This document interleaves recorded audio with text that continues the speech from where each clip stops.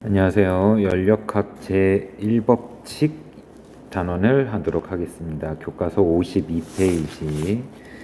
자, 이 단원은 우리가 공부하기 전에 일단 우리가 그 전까지 공부한 내용을 보자면, 자, 물체가 있어요. 그 물체에 힘을 가하게 되면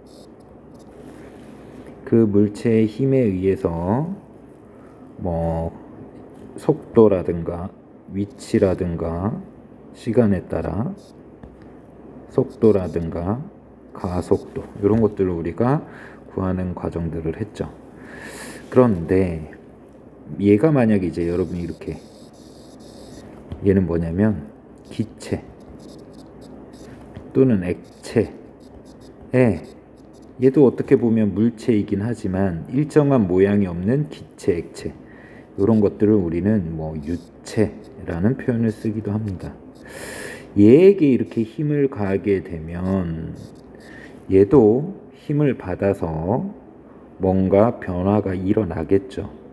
그런데 이 일정한 모양이 없으니까 힘을 주게 되면 주는 게 자체가 우리가 좀 불가능하다라고 볼 수 있습니다. 그럼 이 기체와 액체에게 힘을 가해서 변화가 생기는 이러한 과정을 설명하기 위해서 필요한 새로운 개념이 이제 등장을 하게 돼요. 그게 바로 여러분 압력이라고 하는 부분이에요. 압력. 영어로는 press 해가지고 P라고 표현을 하죠. 자, 교과서 53페이지 우측 부분을 보시면 압력에 대한 설명이 있어요. 한번 읽고 가보도록 하겠습니다. 단위 넓이에 작용하는 힘의 크기를 압력이라고 한다. 넓이가 A인 물체의 크기가 F인 힘이 수직으로 작용할 때 압력 P는 다음과 같다. 넓이 분의 F. 단위는 파스칼을 쓰고 단위는 또 뉴턴 미터 제곱과 같다. 자, 이 압력에 대한 요 이야기 등장을 하고 있죠. 압력을 왜 이야기할 수밖에 없냐? 우리가 특정한 유체, 모양이 없는 이러한 물체에게 힘을 가할 때는 어떤 전체 면적에다가 힘을 가해서 그 면적이 기체에게 또는 액체에게 힘이 가해진다라고 볼 수가 있습니다. 자, 교과서에 있는 내용을 한번 확인을 했으니 이 압력을 또 다시 한번 정리를 해볼까요? 자, P는 자, 넓이 분의 F. 해석을 하자면 넓이를 나눠줬어요. 일정한 단면적 단위 넓이라고 하죠. 단위 넓이에다가 힘이 얼마나 가했냐. 그러면 요 내용을, 그러면 힘을 가하는 과정은 사실 힘은 하면 압력에다가 넓이를 이렇게 곱해준 요 값이 또 힘이다 라고 얘기할 수 있겠죠. 자, 그리고 이 단원에서 또 공부하기 위해서 우리가 중학교 내용을 또 하나 복습을 하고 가야 되겠습니다. 자, 어떤 내용이 있냐? 여러분 혹시 보일의 법칙 들어보셨어요? 보일의 법칙. 자, 보일의 법칙은 압력과 부피와의 관계를 설명하는데, 압력과 부피가 항상 어떤 일정한 값을 갖는 이러한 규칙, 기체의 어떤 규칙성을 보일의 법칙이다 라고 얘기를 합니다. 그리고 이때 온도는 일정한 온도일 때에 해당하는 거. 자, 기체에서 압력과 부위와의 관계가 일정한 거, 이것을 또 우리가 어떤 물리적인 현상이죠. 두 물리량의 관계를 설명하니까 이 두 물리량의 관계를 또 한눈에 알아볼 수 있는 그러한 기술이 바로 그래프를 또 보는 겁니다. 자, 새로운 그래프가 또 나오죠. 압력과 부피와의 관계를 보면 얘는 두 개의 곱이 항상 일정하다라는 얘기는 서로 반비례 관계를 가지고 있다라고 이렇게 설명할 수 있어요. 자, 일정한 값을 요 식을 이제 수학적으로 좀 변형을 해보자면 P는 자 어떤 일정한 값에 곱하기 자 V분의 1이다. 그러면 P와 V와의 관계를 우리는 뭐라고 얘기하죠? 반비례 관계다 이렇게 얘기하죠. 자, 보일의 법칙. 자, 그리고 어느 특정한 이 선 안에 있는 이때의 온도는 일정하다 라고 얘기할 수 있고요. 그러면 또 하나 이제 기체와 관련된 법칙 중에 하나가 샤를의 법칙이 있어요. 자, 샤를의 법칙. 나중에 여러분 화학 공부를 할 때 이쪽 파트도 좀 더 자세하게 공부를 하겠지만 중학교 내용이니까 우리가 한번 또 보고 가겠습니다. 샤를의 법칙은 온도와 부피와의 관계를 보여주는데 T분의 V 값이 어떤 일정한 값을 갖는다. 대신에 여기도 조건이 있어요. 압력이 일정할 때 부피와 온도와의 관계를 보여주고 있습니다. 부피와 온도의 관계를 또 두 개의 물리량의 관계가 일정한 값을 갖고 있는다고 하니까 이걸 한눈에 알아볼 수 있게 표현하는 또 기술이 바로 그래프가 되겠죠. V, T 그래프. 온도가 올라가면 올라갈수록 부피가 일정하게 커지는 이러한 과정. 자, 그런데 여기 뒤에 값도 우리가 쭉쭉쭉쭉 써서 특정한 온도가 되면 부피가 이제 0이 되는 과정. 근데 기체가 뭐 부피가 0이 될 수는 없죠. 이러한 0이 되는 이때의 지점을 우리가 기체가 뭐 어떠한 운동을 전혀 하지 않는 부피로서의 역할을 하지 못하는 그러한 상태. 온도로 얘기하면 마이너스 273.15도 C, 여기는 뭐 0도 C라고 이렇게 얘기할 수 있겠죠. 그래서 이거를 우리가 기체 상태에서 이 부피가 0이 되는 이 지점을 기체가 더 이상 상호작용할 수 없는 뭐 이러한 상태를 우리가 절대 온도 뭐 0K라고 이렇게 표현할 수 있죠. 그럼 0도 C는 절대 온도로 표현하면 273.15K다. 켈빈 온도다라고 얘기할 수 있겠습니다. 또 우리가 그래프를 또 해석하는 방법에서 X의 변화량 분의 Y의 변화량 하면 이건 또 사실은 뭐 기술적인 거지만 기울기를 말하는 거죠. T와 V와의 관계에서 기울기가 여러분 이게 쭉 일정할 때 일정하다라는 게 지금 보여지고 있죠. 뭐 의미적으로 얘기하면 온도가 증가하면 부피가 일정하게 늘어나는 게 기체의 특징이다라고 볼 수가 있겠습니다. 자, 샤를의 법칙. 자, 그 다음에 이 보일의 법칙과 샤를의 법칙을 한꺼번에 또 표현하는 또 식이 하나 있습니다.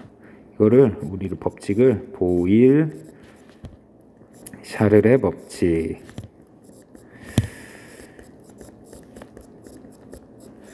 뭐 한꺼번에 쓰면 T분의 V도 일정하고요. 또 PV도 일정한 값을 갖고 있다. 요 값이 뭐다? 일정하다. 근데 실제로 이 일정한 값을 결정짓는 거는 기체가 갖고 있는 고유한 특징인 기체 상수 R과 그 기체가 얼마나 많이 있느냐 해서 몰수 N 이렇게 표현하고요.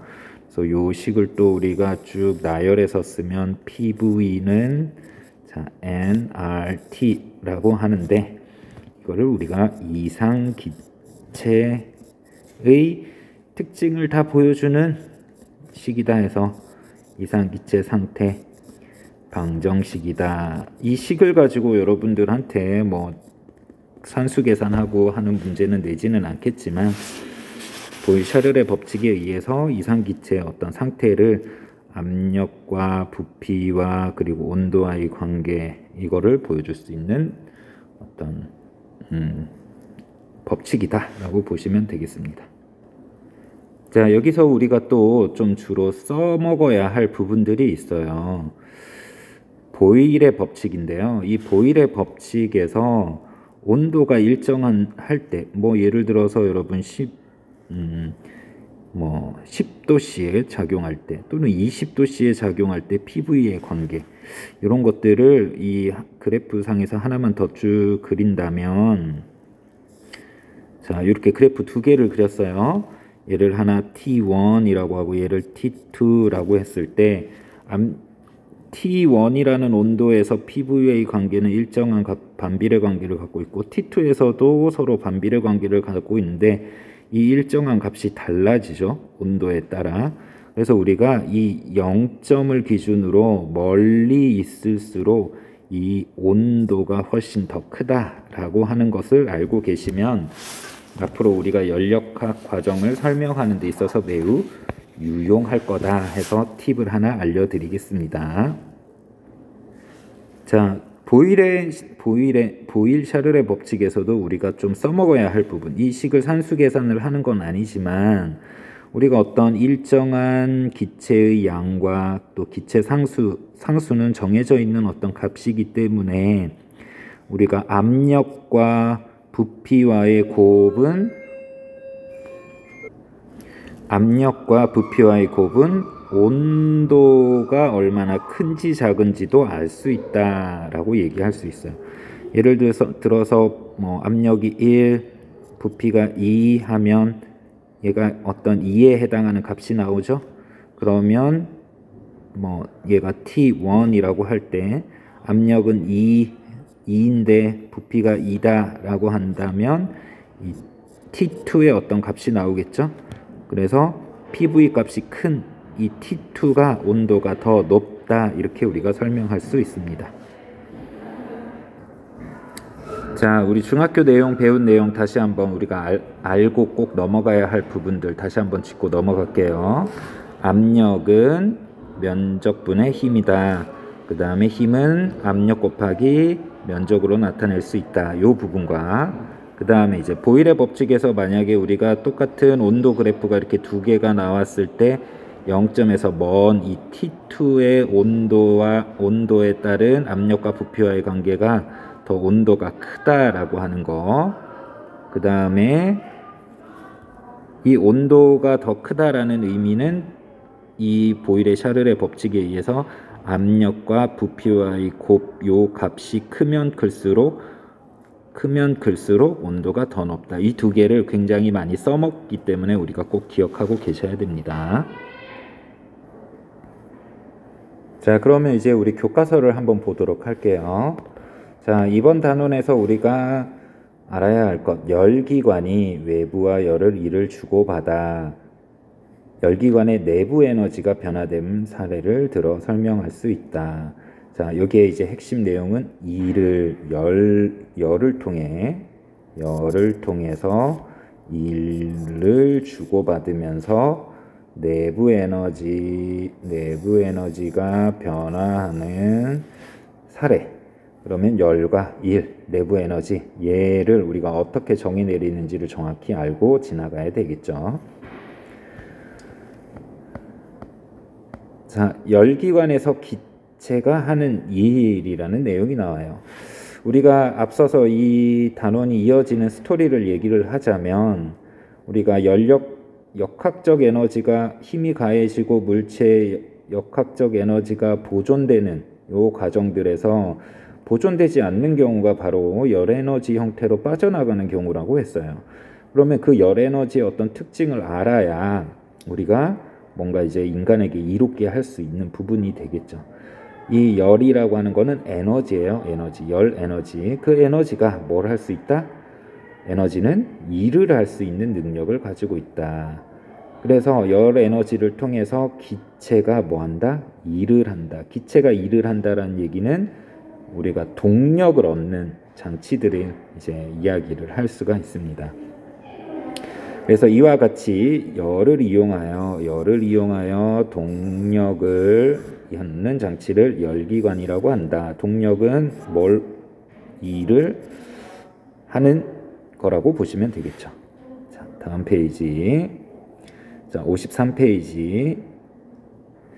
그러면 이 일을 하는 과정은 어떤 과정이냐? 열기관은 원통 내에 뜨거운 기체가 팽창할 때 기체가 피스톤을 밀어내어 일을 하여 동력을 얻는다. 일을 하여 동력을 얻는다. 이 부분이 이제 우리가 해석해야 하는 부분이죠. 자, 그 과정들을 이제 그림으로 보자면 이 실린더 내에 기체 분자들이 있습니다. 그 기체 분자들이 이제 움직이겠죠, 막 이 안에서. 그럼 더 활발하게 움직이게 하는 뭔가의 원인이 있으면 여기 피스톤을 뭐 할까요? 쾅쾅쾅쾅쾅 해서 때리겠죠. 때리면서 얘를 뭐 할까? 이동을 시킬 수가 있어요. 이 델타 X만큼 이동을 시켰다라고 볼 수 있어요. 그러면 이 하나하나가 물체고 물체와 피스톤과 상호작용해서 힘이 작용해서 얘를 밀었다라고 이렇게 볼 수가 있겠죠.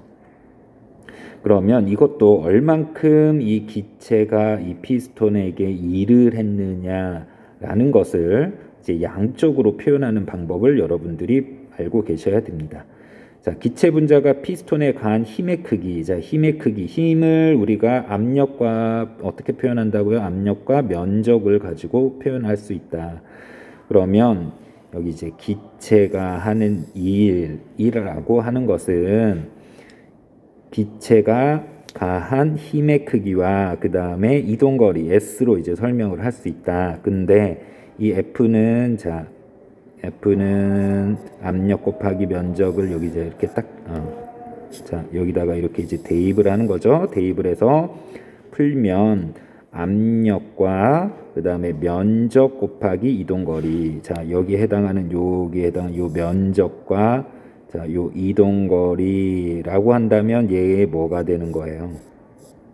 늘어난 자, 부피라고 볼 수가 있겠죠. 그래서 늘어난 부피, 변화한 부피. 고로 압력 곱하기 늘어난 부피가 기체가 한 뭐다? 일의 양이다라고 볼 수가 있습니다. 그러면 우리는 기체의 상황에서 압력과 부피와의 관계를 뭘로 정의 내린다? 일로 정의를 내린다. 그러면 또 두 개의 물리량의 관계가 나왔기 때문에 이 두 개의 물리량의 관계를 좀 바로 확인할 수 있는 뭘 보면 좋을까요? 역시 그래프를 보는 게 좋겠죠. 자, 새로운 그래프가 나왔습니다. 그렇지만 우리가 앞서서 물리량을 정의 내렸어요. 뭐라고 정의 내렸어요? 여기에 압력과 부피 변화의 관계를 1이라고. 그러면 자, 그래프에 또 보면 Y축 압력 P, V, 그래서 PV 그래프예요. PV. 이번 단원에서 나오는 그래프는 두 수의 물리량의 관계는 압력과 부피와의 그래프가 자주 등장을 하게 될 거예요. 그러면 그거에 대한 의미도 우리가 해석할 줄 알아야 되겠죠. 자, 일정한 압력이 이렇게 쭉 작용하고 있을 때 V1에서 V2로 바뀌었다. 즉 부피가 늘어났다. 그렇다는 얘기는 얼만큼 부피가 늘어났느냐? V2 빼기 V1 하면 되겠죠. 그러고 압력의 관계. 그러면 우리는 이 두 개의 뭐 기울기는 무슨 의미가 있을까 하면 기울기는 V분의 P다라고 얘기할 수 있고 V분의 P다라고 하는 얘기는 뭐 특별한 우리가 약속된 게 없죠. 그래서 뭐 의미 없다 이렇게 이제 얘기하면 되겠고요. 그러면 이제 면적은 우리가 두 물리량의 관계 곱으로 얘기한다고 했죠. PV. 근데 면적이 생기려면 얼만큼 부피가 늘어났느냐 요걸 가지고 이제 얘기할 수 있겠죠. 요거는 바로 기체가 한 일의 양이다.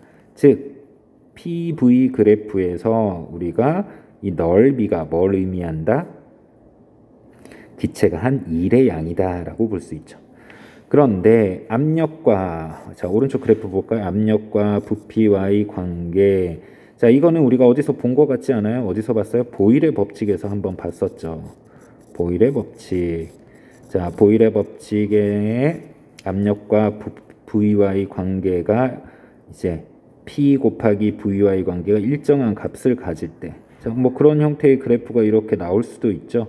반비례 그래프. 그 반비례 그래프가 갖는, 자, V1에서 여러분 또 역시 얘가 V2로 되면, 자, PV 그래프에서 또 일정한 어떤 면적이 이렇게 생기죠. 자, 그 면적을 우리는 뭐라고 또 정의 내린다? 1이다 라고 정의를 내릴 수가 있다. 근데 여러분, 얘 같은 경우는 우리가 뭐 수학적인 규칙성을 어떻게 찾을 수가 있을까요? 사실 찾을 수가 있어요. 어떻게 찾을 수가 있냐? 뭐 이거는 나중에 이제 수학을 좀 더 배우고 나면 알겠지만, 얘를 사실 우리가 보일의 법칙에서 P와 V와의 관계가 무슨 관계라고 했어요, 여러분? 반비례 관계라고 했죠. P와 V는 반비례 관계다. 자, 요 반비례 관계 그래프를 뭐 예를 들면 Y는 X분의 1에 해당하는 형태의 그래프다라고 우리가 얘기할 수도 있고, 이런 수학적인 규칙성이 있으면 그 수학적인 규칙성에 이 Y와 X와의 넓이도 구할 수 있어요. 그 넓이를 구하는 과정이 사실은 적분의 과정이라고 볼 수 있죠. 그래서 이거 지금 하는 거는 절대로 뭐 몰라도 되는 거예요. 나중에 대학교 가서나 관련된 전공을 하면 하는 부분이니까 간략하게만 설명하고 갈게요. 자, 이렇게 PV 과정에서 나타내는 이러한 넓이는 바로 1의 개념이고, 그 적분의 형태는 V1에서 V2까지 적분해라. 그 다음에 PV와의 관계에서 이제 적분해라. 이런 식의 어떤 식의 의미를 바탕으로 얘를 이제 적분할 수 있다. 뭐 그렇게 이 정도까지만, 나중에 이런 것들이 더 궁금하면 여러분들 수학 공부를 좀 더 열심히 해서 이런 것도 실제로 이제 넓이를 구할 수 있다. 이렇게만 생각하고 넘어가면 되겠습니다. 자, 그러면 이제 중요한 거는 여러분 부피가 커지면, 자, 부피가 커지면, 자, 1은 플러스 1을 했다라고 볼 수 있고요. 부피가 작아지면 우리는 음수 마이너스 1을 했다라고 하는데, 이때의 의미를 여러분이 잘 아셔야 돼요. 자, 플러스의 의미는 기체는 외부에 일을 한다라고 이렇게 표현을 하고요. 마이너스는 기체 외부에서 일을 뭐 했다? 받는다라고 이렇게 표현을 하는 겁니다. 자, W 플러스 1이란 전부 다 기체를 기준으로 한다는 거예요. 기체 입장에서 플러스는 외부에 일을 한다.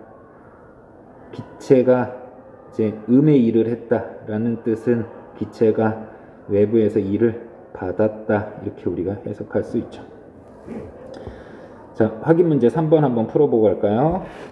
10의 5승 파스칼로 일정한 상태에서 기체 부피가 이거에서 이거만큼 되었다. 이때 한 일은 W는 뭐라고 표현하죠? W는 P 델타 V, 그냥 이거 대입하면 되겠네요, 여러분. 자, 10의 5승 곱하기, 자, 1.2 빼기 나중 부피, 그 다음에 처음 부피 1.0, 10의 마이너스는 공통한이니까 이렇게 이제 계산을 하면 0.2, 뭐 이렇게 계산하면 20이 나오네요. 1의 양의 단위는 뭐다? 줄, 20줄의 기체가 일을 했다. 이렇게 얘기할 수 있겠네요. 자, 우리는 기체에 대해서 기체가 외부에 이제 일을 한다라는 개념, 그리고 그 일의 양을 압력 곱하기 부피 변화로 이렇게 설명이 가능하다. 자, 그 다음에 또 이 열 에너지가 공급해서 열기관이 일을 하는 이러한 과정 속에서 또 하나의 어떤 물리 개념을 이제 약속을 해야 또 다음 이 전체적인 어떤 의미를 설명할 수 있는 부분이 생깁니다. 그래서 우리는 이제 내부 에너지, 기체가 갖는 내부 에너지, 이 내부 에너지에 대한 이야기를 해보도록 할게요. 교과서 54페이지입니다. 자, 기체 분자는 그림과 같이 매우 빠른 속력으로 운동하여 끊임없이 분자들끼리 충돌하고 무질서한 운동을 합니다. 이때 기체 분자의 운동 에너지는 속력에 따라 다양한 값을 갖지만, 사실 여러분 얘네들이 이렇게 딱 부딪히면서 어떤 거는 속도를 빠르게 갖기도 하고 또 속도를 잃는 경우도 있고 또 뭐 속도가 다양한 속도를 갖고 있겠죠. 그럴 때 이 기체 분자들이 갖는 운동 에너지의 평균 값은 우리가 이제 산술적으로 나중에 계산을 하면 절대 온도에 비례한다라고 얘기를 합니다. 얘 구하는 과정까지 여러분 상세하게 이제 설명하는 것은 사실 이제 물리 2 내용이에요. 그래서 물리 1에서는 딱 요 정도까지만 합니다. 그냥 온도에 따라 얘가 속도가 결정이 되고 그 스속도에 이제 의한 일할 능력인 기체가 가질 일할 능력인 운동 에너지가 바로 온도와 관여된다, 비례한다 이렇게 이제 얘기합니다. 자, 기체 분자들 운동이 느리다라는 얘기는 그만큼 운동 에너지가 평균적으로 낮다, 즉 온도가 작다. 자, 온도가 높다란 얘기는 분자들이 그만큼 활발하게 움직인다, 속도가 더 빠르다. 그래서 평균적으로 갖는 운동 에너지가 더 크다 이렇게 얘기할 수 있죠. 자, 또 하나 기체가 또 운동 에너지만 갖는 게 아니라 기체 분자들 사이에서는 또 인력에 따라 포텐셜 에너지, 또 운동을 더 증가시키게 할 수 있는, 운동 에너지를 더 증가시킬 수 있는 잠재된 에너지들이 또 기체 분자들 사이에 존재를 해요. 그 포텐셜 에너지란 뭐 정기적인 인력이 이제 대부분이 차지를 합니다. 자, 포텐셜 에너지와 운동 에너지의 총합을 이제 내부 에너지라고 한다. 이제 기체가 갖는 에너지는, 즉 일할 능력은 얘가 얼만큼의 운동 에너지를 갖고 있느냐, 그리고 또 기체 분자들 사이에 운동 에너지가 커질 수 있는 잠재 능력이 얼마나 있느냐 이렇게 얘기하는데, 뭐 우리가 또 자연현상을 설명할 때 여러 가지 또 가정을 해요. 기체 분자들 사이에 이런 인력 이런 거를 무시한다. 그러면 그런 무시하는 과정에서 우리가 이제 기체가 이상적으로 상태일 때, 이상 기체일 때의 인력을 무시할 수 있다라고 얘기를 해요. 고로 우리가 이 포텐셜 에너지는 물리학 1에서는 거의 이제 제외한다 이렇게 생각을 하시면 되겠습니다. 두 기체가 갖는 에너지는 요 두 개의 합인데, 얘를 이제 0 뭐 이렇게 제외하니까 기체가 갖는 내부 에너지는 이제 결과적으로 운동 에너지만 하게 되겠죠. 그리고 그 운동 에너지는 기체 분자의 평균 운동 에너지예요.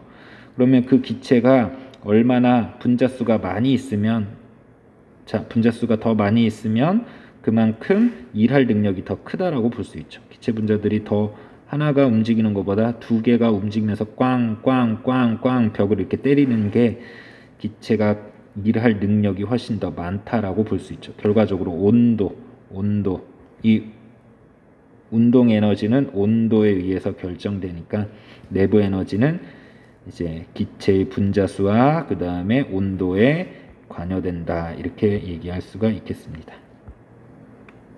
자, 확인 문제 4번 한번 풀어볼까요? 어떤 기체의 온도가 300K이고 400K일 때 내부 에너지의 B는 온도의 내부 에너지와 뭐한다? 비례한다. 자, 근데 분자수에도 사실 비례하지만 단 기체 분자수는 같다. 결국은 몇 대 몇? 3대 4 이렇게 이제 얘기할 수 있겠죠. 자, 자료실에 있는 내용 요거 하나만 읽고 가볼게요. 이상기체, 아이들 가스. 이상기체는 분자 사이 인력을 무시할 수 있는 이상기체를 말한다. 여기 있죠. 질소나 산소, 수소 등과 같은 실제 기체 압력이 높거나 온도가 매우 낮아서 분자 사이의 거리가 가까워지면 분자 사이의 인력으로 액화가 일어난다. 이와 같이 액화가 일어날 정도로 조건에서 기체 내부 에너지는 운동 에너지와 전기력에 의한 포텐셜을 모두 고려해야 하므로 실제 기체는 이상기체가 될 수 없다. 그러나 기체 분자 사이의 거리가 충분히 멀 때, 자, 거리가 충분히 멀 때 분자 사이의 인력이 무시할 수 있으므로 실제 기체 이상기체로 간주하고, 우리가 이 기체들이 갖는 여러 가지 어떤 특징, 즉 기체가 힘을 받고, 근데 힘을 받는 것을 표현하기가 힘드니까 압력이 얼마나 작용해 가지고 부피 변화가 어떻게 일어나고 온도 변화가 어떻게 일어나면서 그 기체들이 피스톤을 밀고 동력을 얻고, 즉 일을 하는 과정들, 이러한 과정들을 우리가 이야기할 때는 이상기체를 갖고 이제 보통 얘기를 하게 되겠습니다. 자, 이렇게 이제 기체의 어떤 특징을 설명하기 위해서 그 기체가 또 에너지를 받아서 그 에너지를 통해서 기체 스스로 이제 일할 능력도 커지면서 실제로 또 일을 하게 되는 이러한 과정을 우리는 연력학 과정, 동력을 얻는 과정이라고 볼 수가 있어요. 동력을 얻는 과정은 이제 교과서 55페이지부터 이제 시작을 하면 되겠죠. 일단 54페이지까지 이렇게 해서 마무리 짓도록 하겠습니다. 마무리 짓기 전에 다시 한 번 더 강조하는 거는 여러분들이 기체가 표현할 수 있는 일의 양, 일에 대한 정의, 그 다음에 기체 스스로 갖는 내부 에너지와 관여하는 이런 물리량의 관계 여러분들이 설명할 수 있어야 되겠습니다. 이상입니다.